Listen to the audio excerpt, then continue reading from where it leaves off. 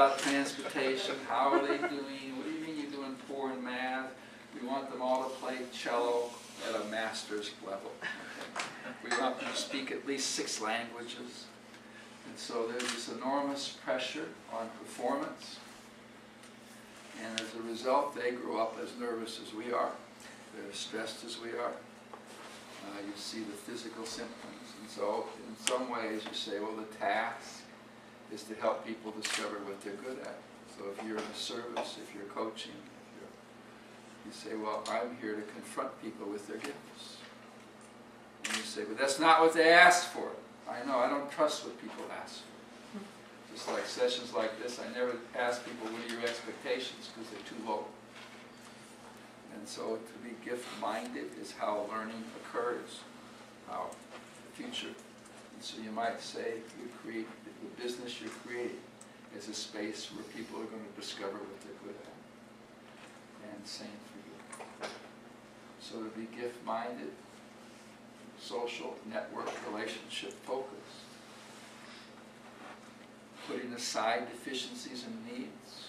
Let those go, because my working on my deficiencies is an obstacle to my intentions.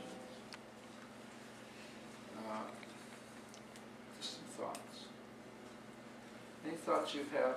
So, when I need to get a little sense of what's on your mind at the moment. So, if you create a business,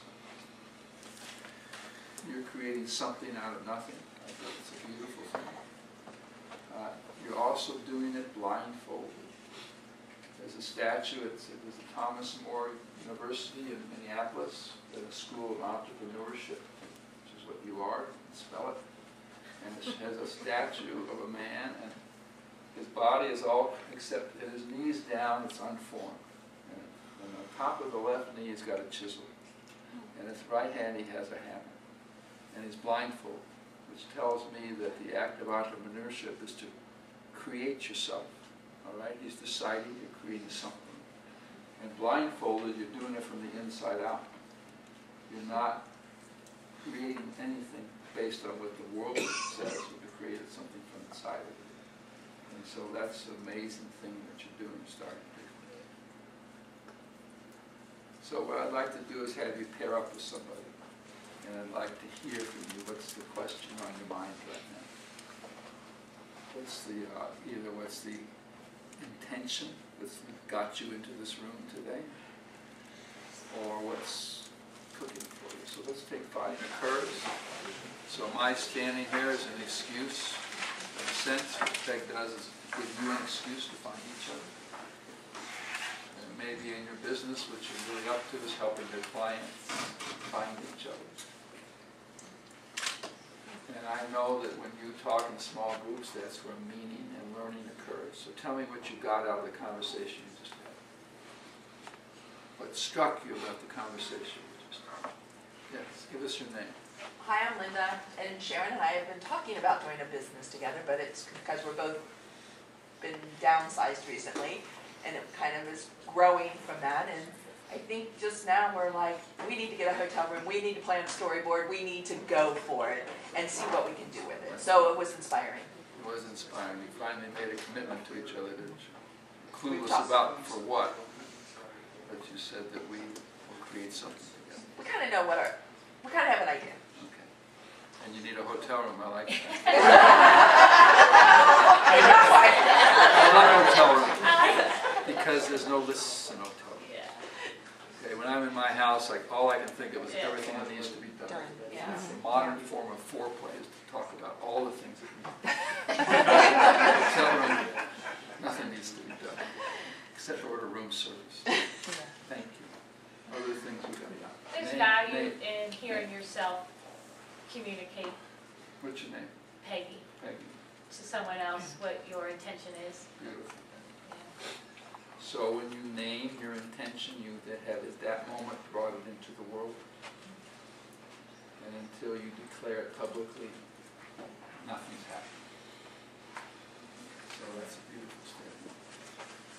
Yeah. My name's Randy. One thing I got out of listening is it's kind of interesting when you have a career a long career in corporate America, you tend to get good at many, many different things, and then now you decide you want to be an entrepreneur, and you feel like, well, I need to pick one thing out of that many things. Which one thing do I pick? Exactly. Beautiful statement. It's been a corporate life, and also when you're in a corporation, it leads you wonder, can I make it on my own?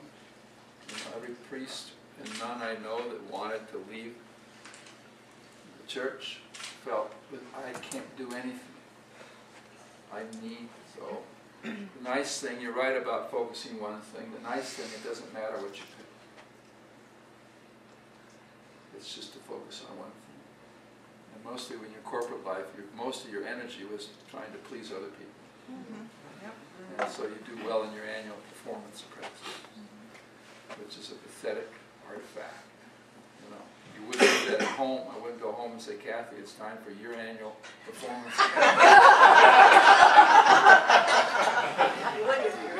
Huh? What? Anyways, thank you, Randy. Other things, let's just listen to it, yeah. My name is Paul, and I was just fascinated by Marcia's passion for learning about people in her work and using that knowledge of people to help them help themselves. Beautiful. So listening and care becomes an act of generosity. So that's a clue for our children. Maybe we should first find out who they are instead of managing them so carefully. And it's very hard. It's a hard task. Thank you. Let's just collect. This is more interesting than anything. I'll say something. Somebody on this side of the room. We got to keep it balanced, otherwise. Other things that struck you about the conversation. That side of the room needs candy bars for... You think it's a better living for chemistry? Other things, questions you have? What's occurring to you at this point in the day, this point in your life? It's very refreshing to find other, I'm Diana, it's very refreshing to find other like-minded people that have lived through the corporate world and realize that their passion is beyond that, and their purpose is beyond that, and they're going for it. Exactly. Yeah. You need them. Yeah. And they don't even have to be like-minded. Because I need to be surprised, and like-mindedness doesn't surprise me. That's why the people that love you aren't very useful. That's true. They aren't, because they think they know you. They've lost interest in being surprised, especially in long-term relationships. And so you need strangers. Thank you. Hi, my name is Kat. I'm thinking always refreshing to find unbiased sounding boards. Got it. Unbiased means to be with someone who has nothing in mind for you. All right? Most of the people we know have something in mind for us. I have been the project of everybody who's cared about me. Which means that relationship in terms of learning is useless. Because we think we know what's best for another. Those of you doing coaching will show up with nothing in mind for your clients, which is a great gift you have to give them, which means then you're open to find out who they are. And so it's a big thought. So I'd like to do one more thing with you. I'd like you to go over my time a little bit, but the notion, the structure of belonging, this is the way it's created, by having people engage each other in conversations.